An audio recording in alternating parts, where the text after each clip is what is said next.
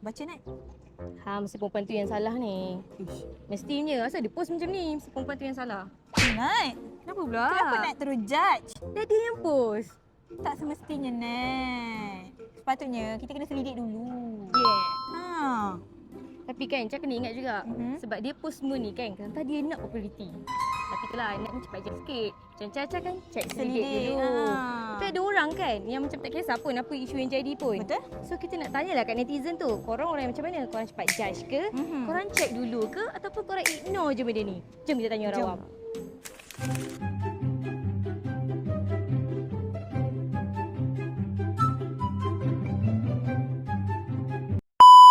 Okay, hi guys. Hari ni kita bersama dengan siapa nama awak? Hani. Hani, siapa nama awak pula? Farah. Mirza Anis. Dina. Ya. Okay, dia, let's say dia. Kalau macam contoh awak tengah scroll phone, and then one day awak tengok satu benda yang buruk terjadi dekat social media. So awak akan pilih yang mana? Awak akan judge ataupun awak akan check dulu fakta, check dulu baru awak menilai?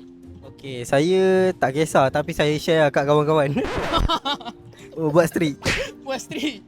Okay. Kita orang akan selidik dulu tentang benda tu and kita orang akan baca komen dahulu. So, sebab saya semalam pernah terjadi saya almost share something dekat kawan-kawan saya. Dan nasib baik saya baca komen tu dulu, so saya cancel share. Itulah dia tak check dulu. Kalau yang Farah pula macam mana?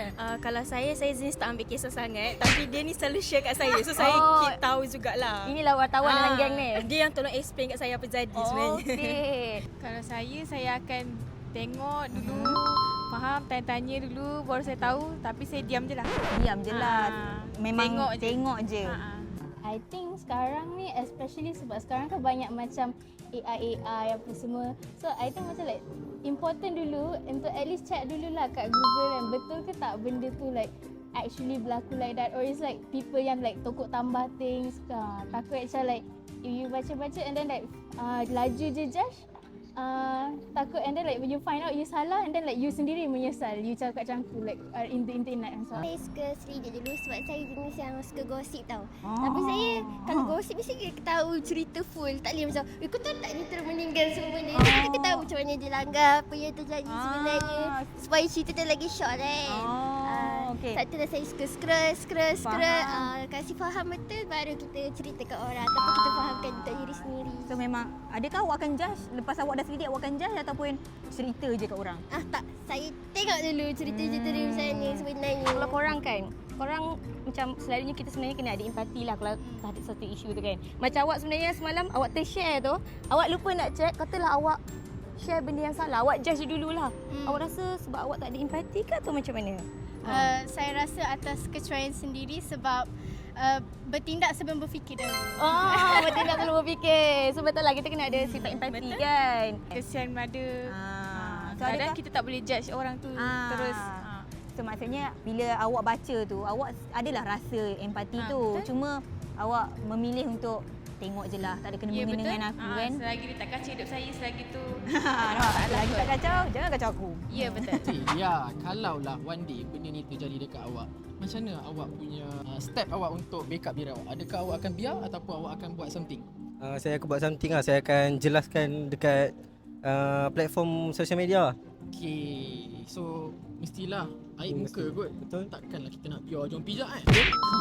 Kalau saya tak jaga nama diri saya akan Okey. protect lah nama saya buat video kat social media ke sebagainya. Kita kena cuba sedaya upaya dulu buat sesuatu tu baru kita give up.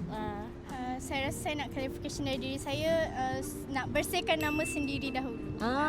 Kalau Farah macam mana? Kau tak kisah, lantak lah kau nak cakap apa pun. Kalau saya seeloknya saya akan bersihkan nama dulu lah. Yes. Baru kalau orang still nak judge kita biar je.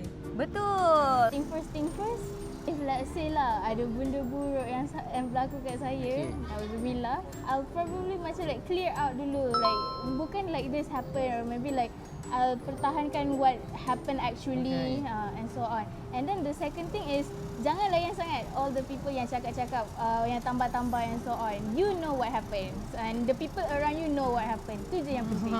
Kalau saya akan protect diri saya tapi saya takkan viralkan benda tu.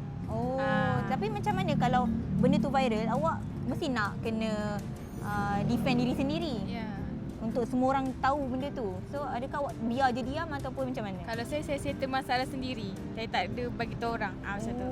maksudnya memang bila dah viral je lah. Aku stay diam je. Saya memilih untuk pertahankan diri saya tapi tak viralkan benda tu.